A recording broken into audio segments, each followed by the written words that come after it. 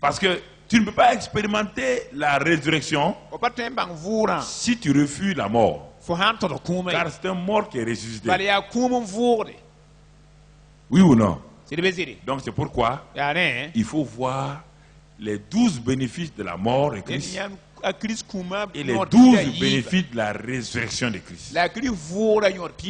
Ça doit te faire 24 bénéfices. Et que tu as, si tu les acceptes, tu les expérimentes, alors on va dire maintenant ce qu'on appelle la vie abondante. C'est ça la vie abondante. La vie abondante, ce n'est pas voiture, avion, Coca-Cola. Parce que le mot vie abondante, dans le mot vie là, c'est Zoé. Zoé n'a rien à voir avec des voitures. Zoé a à voir avec Dieu lui-même. Ok, on va aller pas à pas. Maintenant, on va voir de façon parallèle les 12 bénéfices de la croix et en même temps de la résurrection. À chaque aspect d'un bénéfice de la mort, il y a un bénéfice de la résurrection qui correspond à ça. On va le voir ensemble.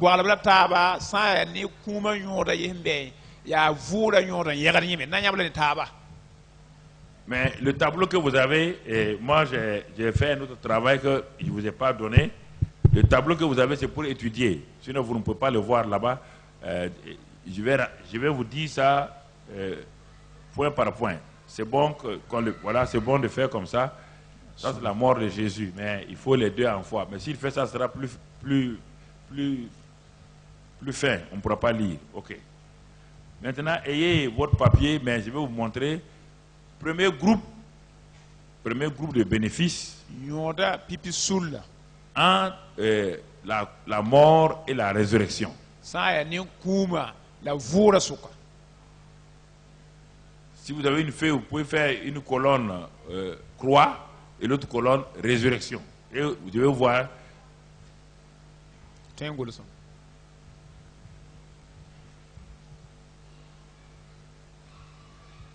Et je vais vous donner des versets au fur et à mesure pour que vous puissiez les voir. D'un côté, la ligne de la croix là, vous mettez, et la ligne de la résurrection pour que les versets là correspondent.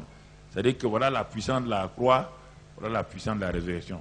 Deuxièmement, puissance de la croix, puissance de la jusqu'aux 12 points là. C'est une combinaison que j'ai faite à partir du tableau que j'ai. C'est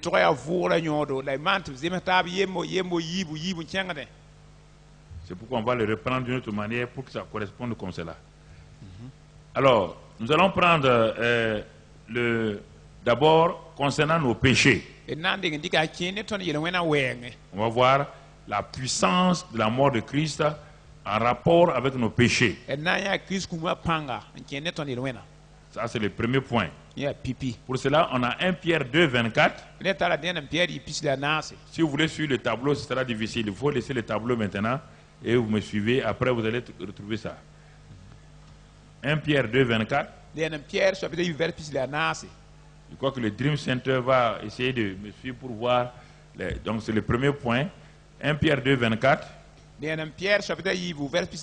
Ensuite, Colossiens 2, 13, 14. Après, on va les lire. Colossiens 2, 13, 14. Non, ne montez plus les tableaux. Sinon, ça sera de la confusion pour eux. Après, ils vont l'étudier chez eux.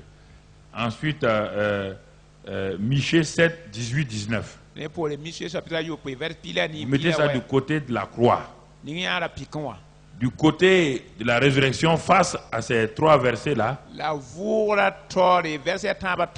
en dessous de la résurrection, vous mettez Romains 6, 14. Et ensuite, Romains 8, versets 1 et 2. On va s'arrêter à ces premiers points-là pour comparer, pour vous montrer la puissance de la croix et la puissance de la résurrection. Avec ces trois versets. Commençons maintenant, lisons 1 Pierre 2, 24. 1 Pierre 2, 24 nous dit ceci, que lui, Jésus, qui a porté lui-même nos péchés en son corps sur le bois maudit, afin que mort au péché, nous vivons pour la justice. Donc, on nous dit ici que la puissance de la croix est résumée par Pierre ici, en disant que Jésus a porté lui-même nos péchés en son corps sur le bois. Il a porté nos péchés. Par sa mort, il a porté nos péchés. Et le verset de Colossiens 2, verset 13-14, vous les avez déjà écrits. Si vous pouvez ouvrir votre Bible pour les lire, ce sera mieux. Vous les avez déjà écrits. Ce n'est pas la peine de l'écrire encore. Il faut les lire maintenant. On est en train de lire maintenant. Colossiens 2, verset 13-14. 2, 13, 14. Colossiens 2, 13, 14. Regardons ce que la Bible dit. Vous qui étiez morts par vos offenses et par l'incirconcision de votre chair, Christ vous a rendu à la vie avec lui, en nous faisant grâce pour toutes nos offenses. Donc, toujours par rapport à nos péchés, il nous a fait grâce pour toutes nos offenses, tous nos péchés. Tout. Troisième verset que nous avons lu, je vous ai donné toujours par rapport à la puissance de la croix, c'est le verset de Michée 7, verset 18 à 19. On ne va pas le lire, vous devez le connaître par cœur. Il a dit que quel est le Dieu qui est semblable à toi? Un Dieu, non seulement qui prend les péchés, qui les jette dans la mer de l'oubli de Dieu, qui les oublie. Alors, ces trois passages-là sont en rapport avec quoi? Les péchés, mes péchés. Il a porté mes péchés, dit Pierre. Paul dit, il nous a fait grâce pour toutes nos offenses. Michée dit, le Dieu qui prend nos péchés là, il les jette dans la mer de l'oubli et il les oublie complètement. C'est ce qui s'est passé à la croix. Donc, avec ça déjà, je suis quoi? Si je crois à ces trois-là, je fais quoi? Je commence à faire quoi? Hein? Si je crois à ces trois-là, moi je commence à faire quoi? À rendre quoi? Grâce à Dieu. Parce qu'il a fait quoi? Il a porté mes péchés sur son corps. C'est ça que Pierre dit. Paul me dit oui. Pierre a raison. Car il nous a fait grâce pour toutes nos offenses. Michée dit oui. Paul a raison. Parce que non seulement ayant pris nos péchés, nous avons fait grâce, il les a jetés dans la mer et de son oubli et il les a oubliés. Élève ta voix et remercie le Seigneur pour ces trois choses-là. Et remercie.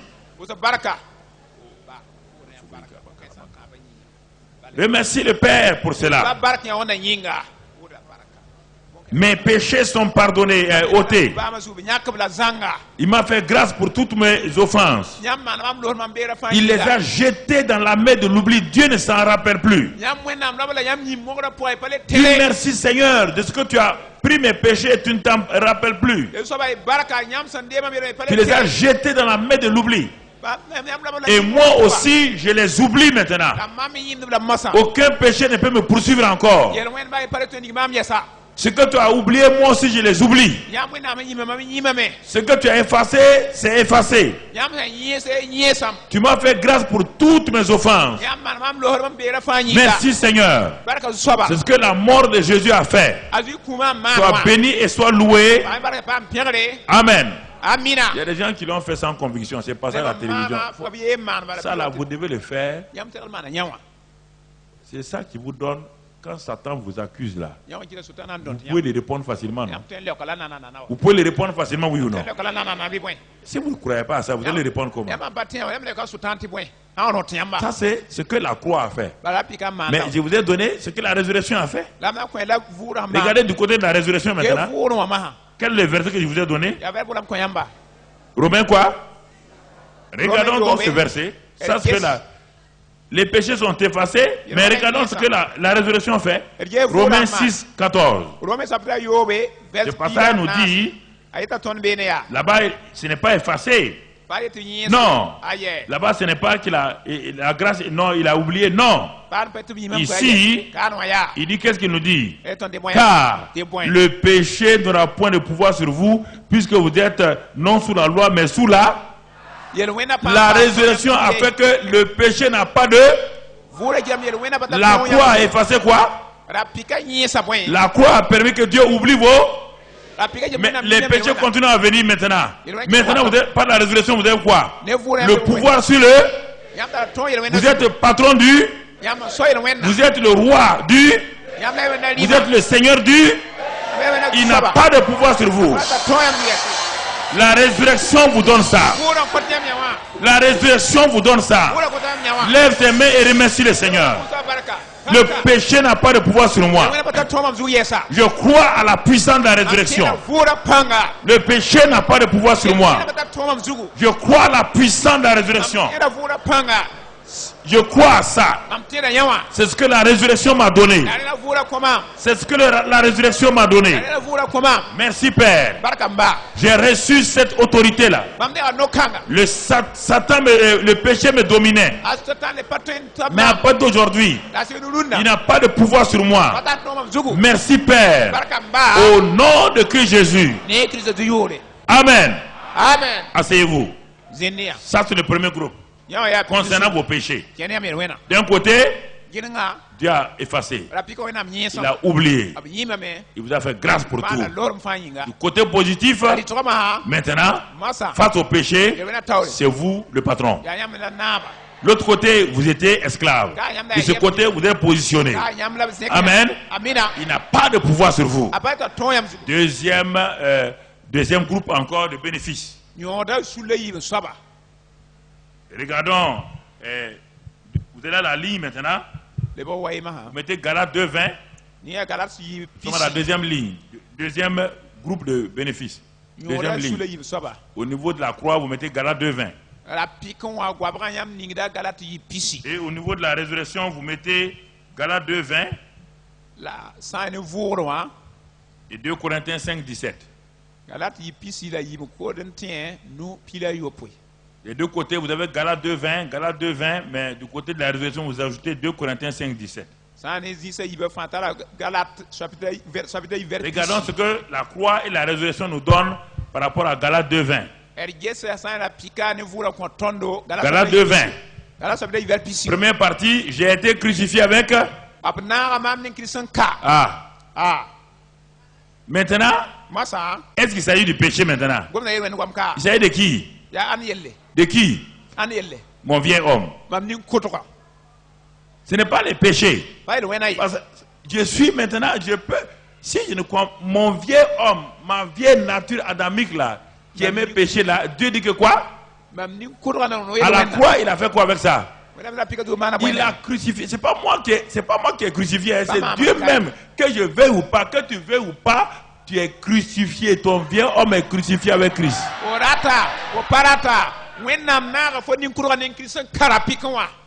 Ce que Dieu a fait en Christ là, il a crucifié ton vieil homme. Ton vieil homme est crucifié. Tu entends? Ça c'est ton vieil homme crucifié. C'est pourquoi les choses anciennes sont... Ça c'est le 2 Corinthiens 5:17. Regarde, toujours dans Galates, et maintenant du côté de la résurrection. Regardons toujours Galates 2:20. La première partie, j'ai été crucifié avec Christ. Regarde la suite. Et si je vis, tu vois le mot vivre maintenant? L'autre partie, c'est quel mot qu'on devait utiliser? Mort. Maintenant on parle de vie, oui ou non? La mort, la croix c'est la mort. La résurrection, c'est la vie. Et si je vis maintenant, on ne parle pas de ta vie naturelle là. Non, on ne parle pas de ta vie physique que tu as au Burkinabé, on ne parle pas de ça. Si je vis maintenant, ce n'est plus moi qui... C'est Christ qui vit en moi. Lequel Christ? Qui est mort là? Le Christ quoi? Ressuscité. Il vit en... Donc, qui est ta vie maintenant? C'est toi-même. Ce qui était ta vie a été quoi? Maintenant, il y a une nouvelle vie en toi. Cette nouvelle vie, elle s'appelle qui? Christ. Il dit, si je vis maintenant dans la chair où je suis là, en tant que Burkinabé là, je suis toujours Burkinabé. Il dit, même si je vis dans la chair du Burkinabé ou du Béninois ou autre, je vis dans la foi au Fils de Dieu qui m'a aimé et qui s'est livré lui-même pour moi. Donc, mon frère, regarde Galates 2:20. D'un côté, la mort, j'ai été crucifié. L'autre côté, la résurrection m'a donné, c'est Christ qui vit en moi. Regarde. Regarde. C'est pourquoi je peux résister au péché. C'est pas... Non, écoute là, parce que vous n'avez pas compris encore. Il dit que le péché n'a pas de pouvoir sur vous là. Maintenant vous comprenez, non? Le péché n'a pas de pouvoir sur vous par quelqu'un qui vit en vous. Il s'appelle qui? Est-ce que le péché peut le dominer? Voilà ton secret. Donc c'est pourquoi tu peux dominer le péché parce que ce n'est plus toi qui vis, c'est Christ. Quel Christ? Ressuscité. Élève ta main et rends grâce à Dieu. Bénis le Seigneur. Ce n'est plus toi qui vis, ce n'est plus moi qui vis, c'est Christ qui vit en moi. Je crois à cette parole-là. Ce n'est plus moi, c'est Christ qui vit en moi. Je suis une nouvelle création. Et en tant que nouvelle création, ce Christ-là vit en moi. C'est pourquoi je peux résister au péché. C'est pourquoi je peux dominer le péché. Car c'est le Christ en moi qui est ma vie qui domine le péché. Merci pour cette grâce-là. Merci pour cet amour-là. Merci pour cette bonté-là. Au nom de Jésus. On est en train d'avancer. Arrête-toi me dire à ces deux points-là. Tu commences à être éclairé, oui ou non? Bon, dans tout ça là, tu fais tes luttes, on dit combat là. Est-ce que tu connaissais ça? Tu es en train de lutter contre Satan là. Tu dis quel Satan? Il y a Satan ici. Troisième ligne. Troisième groupe de bénéfices de la croix et de la résurrection. Tu mets au-dessus de la croix, tu mets, et donc, Éphésiens 2, verset 13 à 16. Et du côté de la résurrection, tu mets Romains 4, 25. 2 Corinthiens 5, 21. Et Romains 5, verset 1. Je reprends. Dans la colonne de la croix, la mort, là, tu mets là-bas Éphésiens 5, verset 2 à 13. Chapitre 2, verset 13 à 16. Du côté de la résurrection, tu mets Romains 4, 25. 2 Corinthiens 5, 21. Et Romains 5, 1. Bon, maintenant on va lire pour que tu comprennes. On est en train d'avancer un peu plus. On a quitté les péchés qui t'embarrassaient. Ton vieil homme a été crucifié. Ce n'est plus toi qui vis, c'est Christ qui vit en toi. On va aller un peu plus haut. Éphésiens 2, verset 13. Mais maintenant, en Jésus-Christ, vous qui étiez jadis éloignés, vous avez été rapprochés par le sang de Christ. Toi qui étais ennemi de Dieu, maintenant tu es quoi? Par quoi? Par le sang de Christ, c'est lié à quoi? Le sang c'est quoi? C'est la croix. Oui ou non? Ah, mais ça c'est l'aspect négatif. Tu as été rapproché. Mais attends. Et sa résurrection. Qu'est-ce que sa résurrection a fait? Romains 4, verset 25. Non, attendez, c'est pas fini, ok. Voilà, continuons. Rapproché par le sang de Christ. Car il est notre Père, lui qui des deux n'en a fait qu'un, et qui a renversé le mur de séparation, l'inimitié. Donc, toujours la croix a fait quoi? Nous a rapprochés de Dieu. Et la croix a fait quoi? A renversé quoi? Le mur de séparation, l'inimitié. Voilà la puissance de la croix encore. A renversé le mur de séparation, l'inimitié entre Dieu et nous. Continuons. Ayant anéanti par sa chair la loi des ordonnances dans ses prescriptions. Il a anéanti la loi de Moïse. À la croix de Calvaire, il a anéanti la loi de Moïse, afin de créer en lui-même Jésus, avec les deux, un seul homme nouveau en établissant la paix. Verset 16. Et de les réconcilier l'un et l'autre en un seul corps avec Dieu par là, et en détruisant par elle l'inimitié. 1. La croix nous a rapprochés de Dieu par le sang de Jésus. Deuxièmement, la croix a renversé le mur de séparation qu'il y avait entre nous et Dieu. Troisièmement, les Juifs et nous, on était des ennemis. La croix nous a réconciliés. Et avec Dieu. Et la croix a détruit l'inimitié entre les Juifs et les païens. Regarde la puissance de la croix. C'est pourquoi quand Pierre ne voulait pas aller chez la maison de Corneille, Dieu dit tu vas aller, tu vas aller, parce que l'inimitié est finie.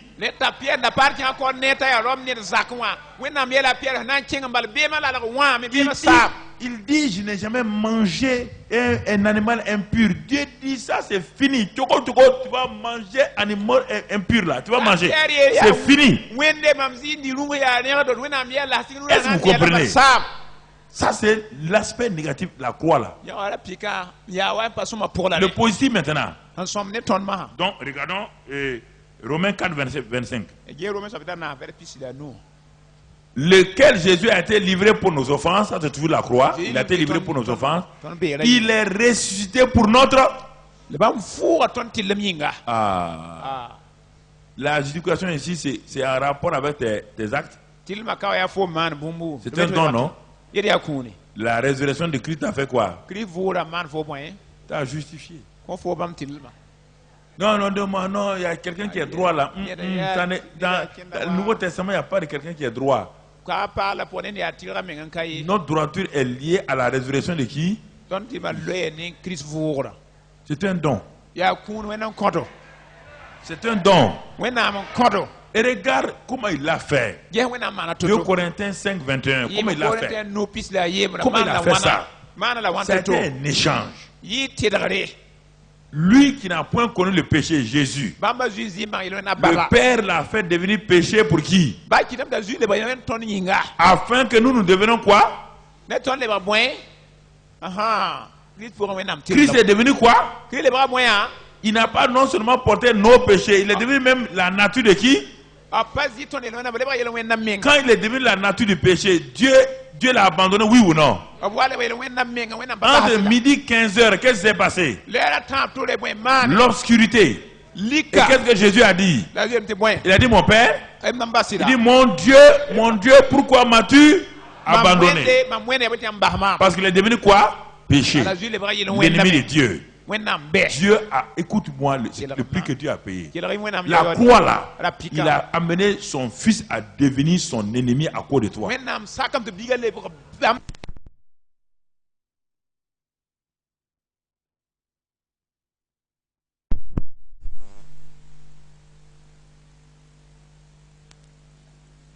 Péché, c'est une nature. La nature de l'ennemi.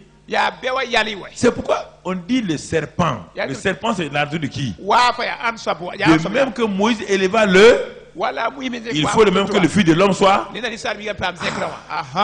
Regarde le prix que Dieu a payé.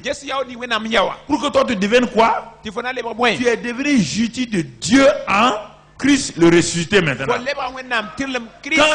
Quand Dieu cherche une justice, il voit qui? Toi.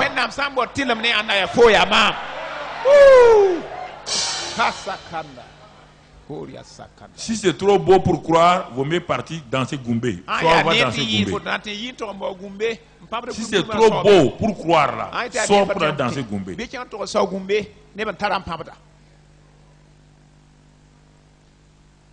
Alors, écoute-moi déjà ici là. Comment un homme peut croire déjà ces trois premiers points là être malheureux?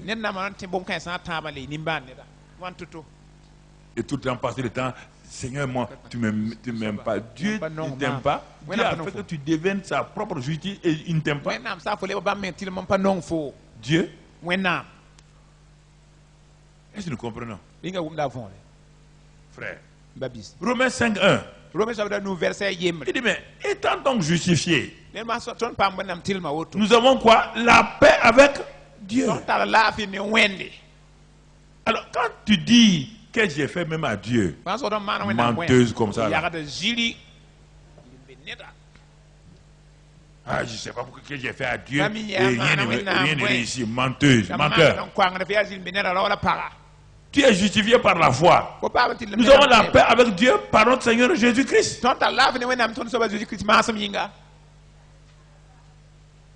Qu'est-ce que Dieu... Pourquoi tu dis, mais pourquoi que j'ai fait à Dieu même? On ne sait pas qu'est-ce qu'il a fait à Dieu pour que Dieu fasse ça. Donc ça veut dire que tu es en guerre contre Dieu. Tu es en guerre contre Dieu. Toi, un chrétien, tu es en guerre contre Dieu. Hein? Tu vas abandonner ces mots-là, oui ou non? Tu vas l'abandonner, oui ou non? Lève ta voix et abandonne maintenant. Maintenant, ici là. Dépose-les maintenant. Ce faux vocabulaire là, arrête ce faux vocabulaire. Dieu ne t'en veut pas. Dieu t'a justifié. Parlez plus fort, vous n'arrivez pas à croire à ça. Parlez fort.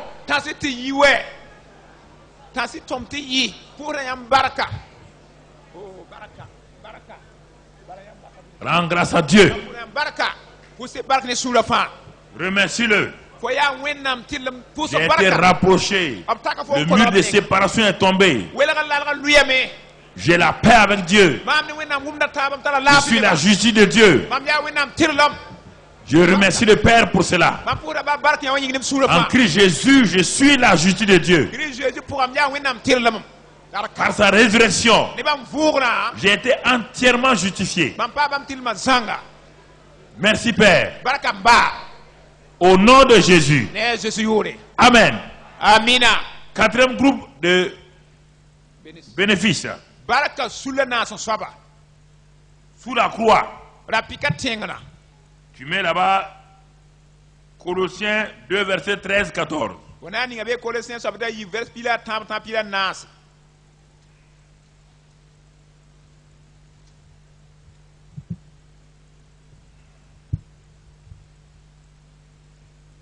Non, Colossiens, pas Colossiens 2 13. Tu mets là-bas 1 Pierre 2 24 de même. 1 Pierre 2 24. 1 Pierre 2 24. Et du côté de la résurrection, tu mets là-bas Romains 8 verset 11. Regarde, tu vas voir les bénéfices encore de la croix et les bénéfices de la résurrection. Ici, c'est la deuxième partie de 1 Pierre 2 24. La première partie dit que lui, Jésus, qui a porté nos péchés en son corps. Si on lit la dernière partie de 1 Pierre 2 24, lui, Jésus, par les meurtrissures duquel vous avez été guéris.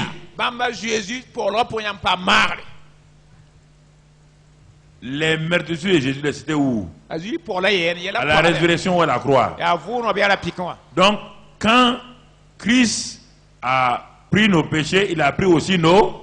Il a dit qu'il a pris nos infirmités et s'est chargé de toutes nos maladies. Et c'est par ces meurtrissures que nous sommes guéris. Ça, c'est la croix. Chez Dieu là, tout le monde est quoi? Quand Dieu regarde là, il voit un malade. Non, écoutez. Est-ce que chez Dieu, est-ce qu'il y a un malade?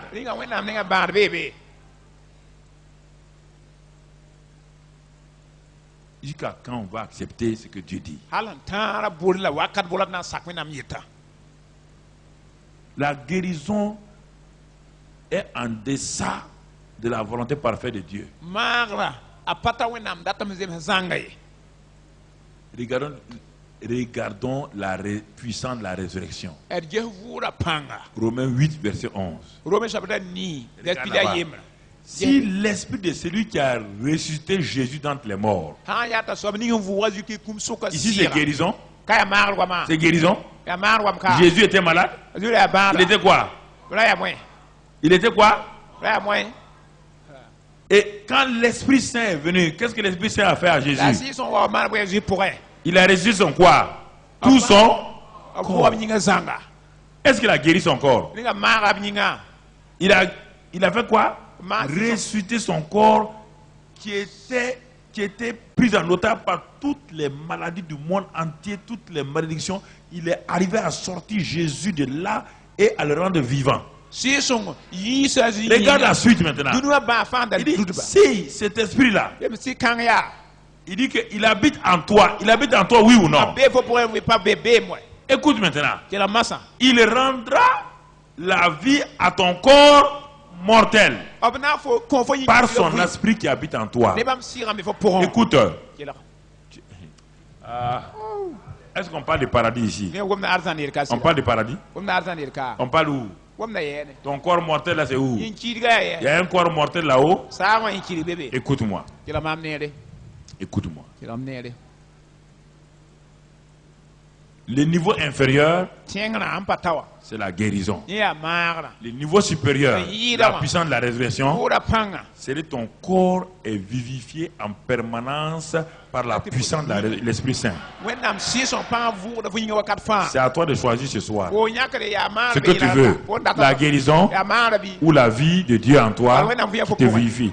Donc, il dit de choisir.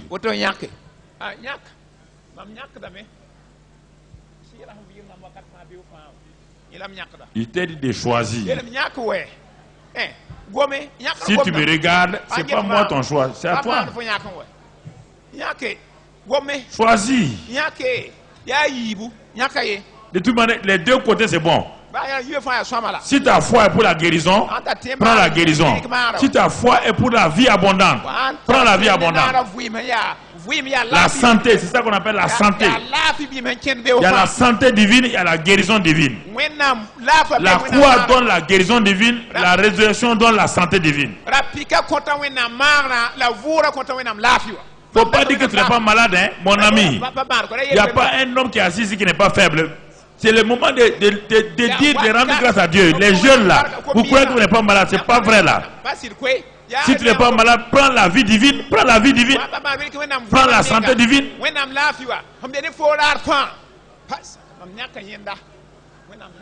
Parce que quand je vais dire certaines choses, vous allez crier pour les choses secondaires, on vous donne les choses importantes, vous ne criez pas.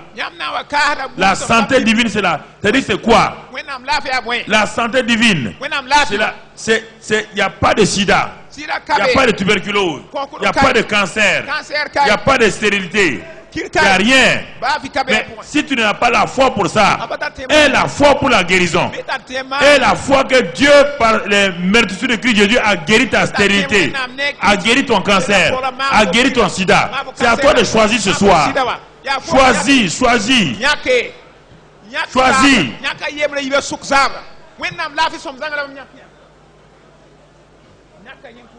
Tout ce qui est malade dans ton corps, tout ce qui est anormal, Dieu peut guérir. Il a déjà guéri.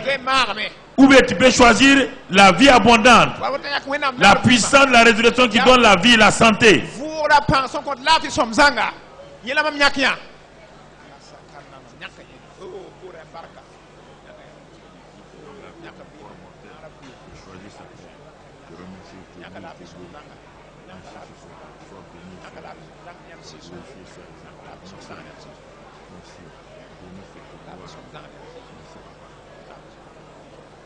Parle en langue maintenant, parle en langue, élève ta voix, parle en langue.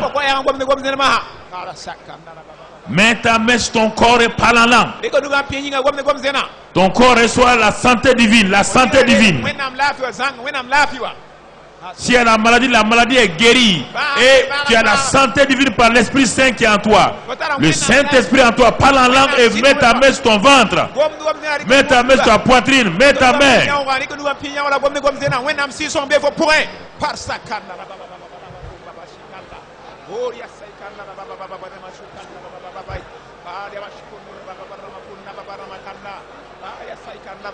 Laisse le Seigneur te guérir ce soir, te donner la vie abondante. Laisse le Saint-Esprit te donner la vie, la vie, la vie, la vie.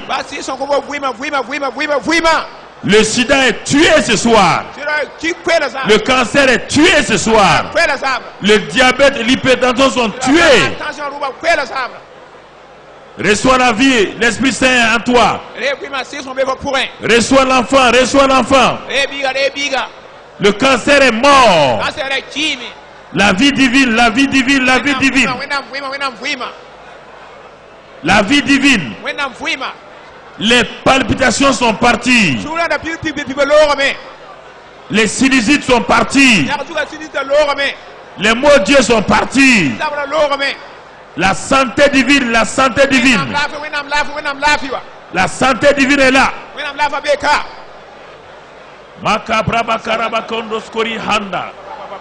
Roto kobri bakaraba karaskinda. Roto kobri kababa handa. Ete kebre bakandro to kobri kebehenda. Ete kebre bekero korobas korbe kenda blarhana korskorinde. Roto kobri kababa karabas korinda. Ira bakandro skori kababa haida. Roto kobrika baba bahanda. Roto kobrika baba bahanda. L'Esprit Saint, l'Esprit Saint, l'Esprit Saint met en toi. L'Esprit Saint souffle en toi. Reçois la vie.